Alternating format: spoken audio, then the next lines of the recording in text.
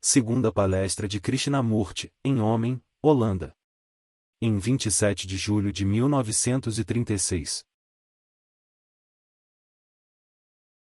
Todos nós, de algum modo, estamos cativos do sofrimento. Seja ele econômico, físico, psíquico ou espiritual. Compreender a causa do sofrimento, e libertar-se dela, é o nosso constante problema. Para compreender a causa fundamental do sofrimento, não podemos dividir o homem em diferentes partes. O homem é indivisível, embora se manifeste sob muitos aspectos, e tome múltiplas formas de expressão, o que lhe dá grande complexidade. Há especialistas que estudam estas várias divisões e aspectos do homem, e tentam descobrir, segundo suas linhas especiais, a causa do sofrimento. Porém, não podemos deixar a compreensão de nós próprios, a cargo de outrem. Precisamos entender-nos, a nós mesmos, como um todo.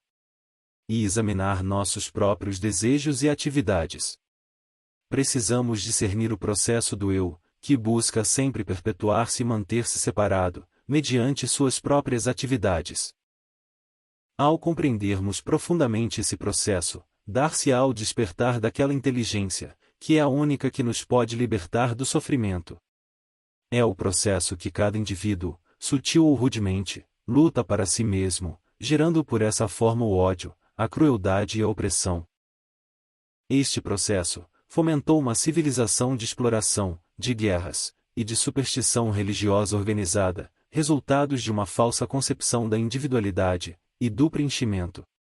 O conflito externo de raças e religiões, a divisão dos povos, as lutas econômicas, têm suas raízes nas falsas ideias de cultura. Nossas vidas estão em contínuo conflito, por causa do medo, da crença, da escolha e da submissão. Nosso ambiente estimula o processo da ignorância, e as nossas memórias, e carências, renovam e dão continuidade, e individualidade à consciência. Ao examinarmos esse processo, discerniremos que o eu se está reformando a si mesmo, a cada momento, pelas suas atividades volitivas, baseadas na ignorância, na carência, e no medo. Quando começardes a verificar que o eu, portanto, não é permanente, haverá mudança vital em vossa conduta e moral. Então, não poderá haver subserviência, aquiescência. Mas somente a ação da inteligência desperta, que cria sempre novas condições. Sem ser por estas, escravizada. Só esta inteligência pode produzir verdadeira cooperação, sem frustração. Cada um de vós deve tornar-se apercebido do processo da ignorância. Este apercebimento não é o poder de uma compreensão superior, dirigindo outra inferior, pois isto não passa de um hábil artifício da mente. Mas é aquela compreensão, sem escolha, resultante da ação persistente, sem temor nem carência. Desta percepção, isenta de escolha, surge a verdadeira moral, as relações e a ação verdadeiras. A conduta então, não é mera imitação de um modelo, de uma ideia, ou de uma disciplina. Mas sim, a resultante da verdadeira compreensão do processo do eu. Este discernimento é a inteligência desperta, que não sendo hierárquica ou pessoal, ajuda a criar uma nova cultura de preenchimento e cooperação. É o esforço compatível com o apercebimento?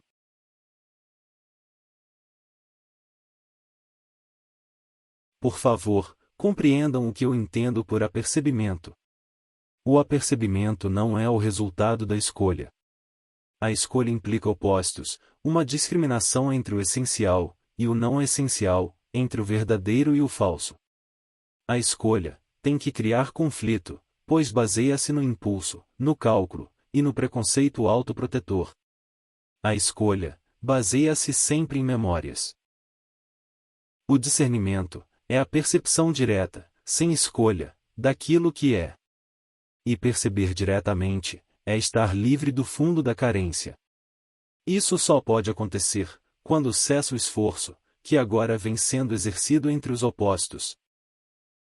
Os opostos são o resultado da carência, do anseio e, portanto, do medo.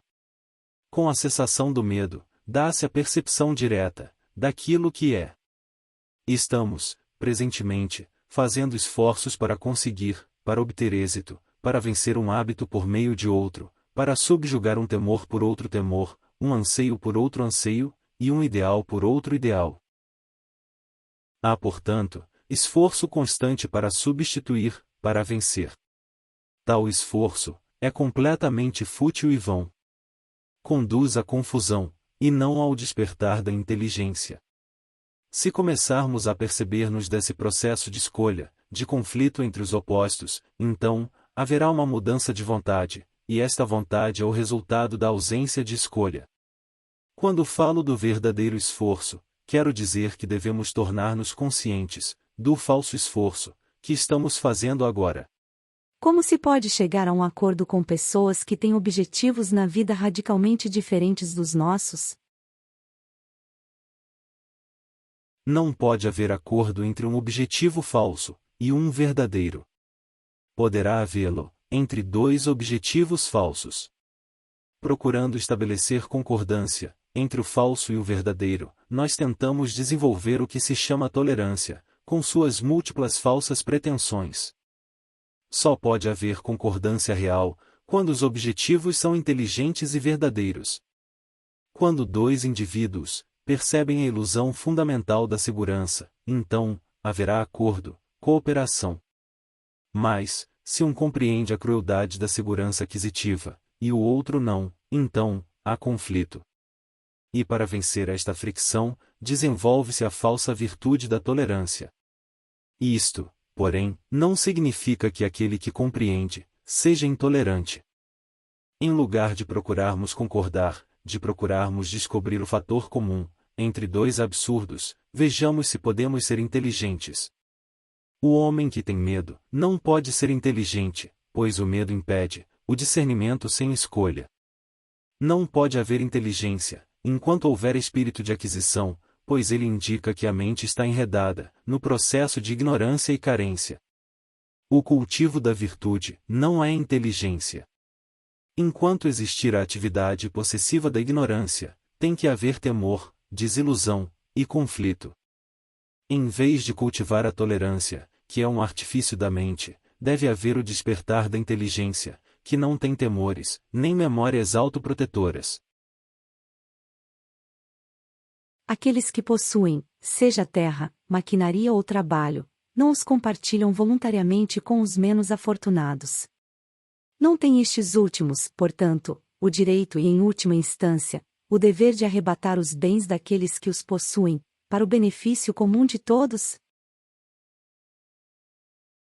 Sei que este é um problema vital para muitas pessoas.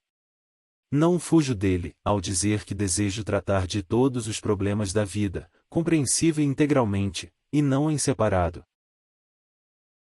Onde a inteligência funciona livremente, não existem esses problemas separativos. Portanto, do meu ponto de vista, o que é importante é o cultivo da verdadeira inteligência. A única que pode produzir a ordem. Tem que haver revolução interna, que para mim, é muito mais importante do que o levante externo. Esta revolução interna não pode ser adiada. É muito mais vital, muito mais imediata do que externa. Não havendo inteligência, embora tomem maquinaria, terra e trabalho, criarão novamente a divisão, com o seu cruel espírito de guerra e de aquisição. Esta completa mudança de vontade está em vosso próprio poder. A revolução vital, interna, é o resultado da compreensão, e não da compulsão. A inteligência não reconhece riqueza nem pobreza. Não estou falando para o pobre, nem para o rico, para o afortunado, nem para o menos afortunado. Falo a indivíduos a quem digo que é necessário compreender o processo da vida. Porque eles, como indivíduos, estão cativos do sofrimento. Como indivíduos, eles são criadores do ambiente social, da moral e das relações. Devemos, pois, tratar do homem integral. E não apenas de um dos seus aspectos. Enquanto não existir essa profunda compreensão do processo da individualidade, a simples mudança não despertará a inteligência. Se de fato discernirmos isso, não buscaremos individualmente a felicidade, por meio das várias crueldades e absurdos, a que chamamos civilização moderna. Se compreenderdes a absoluta necessidade desta revolução interna, desta mudança de vontade, então auxiliareis, natural e espontaneamente, a produzir a ordem, a ação e a conduta verdadeiras. A concepção teosófica dos mestres de sabedoria e da evolução da alma não será tão semelhante à concepção científica do crescimento biológico da vida na matéria orgânica? Aquilo que é capaz de crescimento não é eterno. A concepção teosófica, ou religiosa, é a do crescimento individual, o processo do eu, tornando-se cada vez maior, por adquirir mais virtude e compreensão. Ou seja, o eu é capaz de crescimento indefinido, alcançando cada vez maiores alturas de perfeição. E para ajudá-lo a avançar, são necessários mestres, disciplinas e organizações religiosas. Enquanto o indivíduo não compreende o que é o eu, os mestres de uma espécie ou de outra, tornam-se uma necessidade ilusória. Pode não ser um mestre no sentido teosófico, mas um santo da igreja, ou a autoridade espiritual de uma organização. O que nós temos de compreender, não é se os mestres existem ou não, se eles são necessários ou não. Mas sim se o eu, em seu crescimento, em sua expansão, pode tornar-se eterno, ou conduzir à compreensão da verdade. O problema não é se o mestrado é um processo perfeitamente natural. Mas sim, se o discernimento da verdade pode vir à mente que esteja aprisionada no processo do eu. Se considerarmos o eu como eterno, então, ele não pode crescer, tem que estar fora do tempo e do espaço. Portanto, a ideia de que o eu se torna o mestre, por meio do crescimento e da experiência, é uma ilusão. Ou então, o processo do eu é transitório. Para terminar este processo, nenhum agente externo, por maior que seja, jamais pode servir de auxílio. Pois o processo do eu é autoativo, mantendo-se a si mesmo, por meio de suas atividades volitivas. Vocês têm que considerar se o eu é eterno ou transitório. Não é, porém, uma questão de escolha. Pois toda escolha se baseia na ignorância, no preconceito e na carência. Talvez alguns de vocês não se preocupem com a crença nos mestres dos teosofistas. Contudo, quando a tristeza bater à porta, talvez procurem alguma outra autoridade, como guia espiritual. E essa dependência de outrem é que perpetua o processo do eu, com sua sutil exploração e tristeza. Muitas pessoas acham bastante difícil estar plenamente concentradas em suas ações. Para desenvolver essa capacidade de concentração, alguns exercícios podem ser de grande ajuda, ou você os vê como obstáculos? Quando você está profundamente interessado, não há necessidade de exercícios para ajudá-lo a desenvolver a concentração. Ao apreciar uma bela paisagem, há a espontaneidade, do prazer e do interesse, que supera todos os auxílios artificiais da concentração. É somente quando você não está interessado, que há divisão na consciência. Em vez de procurar exercícios para desenvolver a capacidade de concentração, verifique se você tem um profundo interesse pelas coisas da vida. Para compreender a vida, você precisa de um interesse geral. Não apenas pelo pão e manteiga, mas pelos processos de pensamento e amor, pelas experiências e relacionamentos. Onde há um interesse profundo, há concentração. O interrogante: está tentando estimular a concentração artificialmente? Esse estímulo artificial se torna uma barreira para uma compreensão rica da vida. Meditações disciplinadas são estímulos artificiais e se tornam barreiras que criam uma divisão entre a atualidade viva e os desejos ilusórios. Não busque a beatitude da realidade, pois a mera busca da realidade apenas leva à ilusão. Mas compreenda esse processo de pensamento, de consciência, focalizado em si mesmo. Isso requer, não apenas concentração, mas também, plasticidade mental e interesse auto-mantido. A ideia de liderança é uma grande inspiração para muitos. Também leva ao cultivo do respeito e do espírito de autossacrifício. Em você reconhecemos um grande líder espiritual e sentimos profunda reverência por você. Não devemos, portanto, encorajar em outros, bem como em nós mesmos, essas grandes qualidades de respeito e autossacrifício? A demonstração de respeito é pessoalmente desagradável para mim. Risos. Por favor, não riam.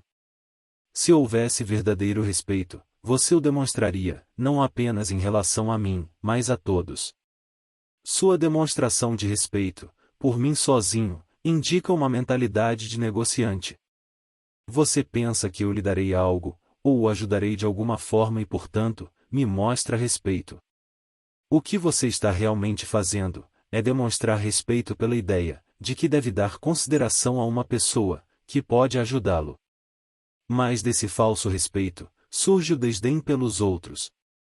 Não há consideração pelas ideias, em si mesmas, mas, infelizmente, apenas pela pessoa que expressa essas ideias. Nisso reside um grave perigo, que leva à exploração mútua. O mero respeito pela autoridade indica medo, o que produz muitas ilusões. Desse falso respeito, surge a distinção artificial entre líderes e seguidores, com suas muitas formas, evidentes e sutis de exploração. Onde não há inteligência, há respeito por uns poucos, e desdém pelo resto.